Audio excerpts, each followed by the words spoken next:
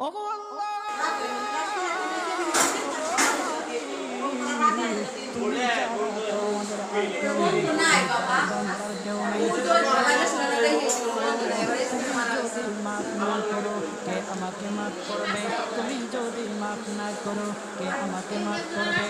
তুমি যদি আমাকে মাফ করো তাহলে তোমার দিকে করবে না, তুমি যদি আমার দিকে পারবে না।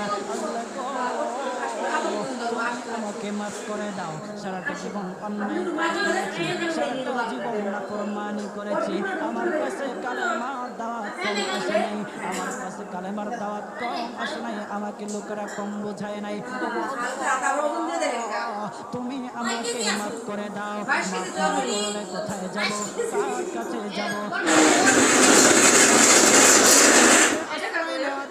মা যখন তখন বাবার কাছে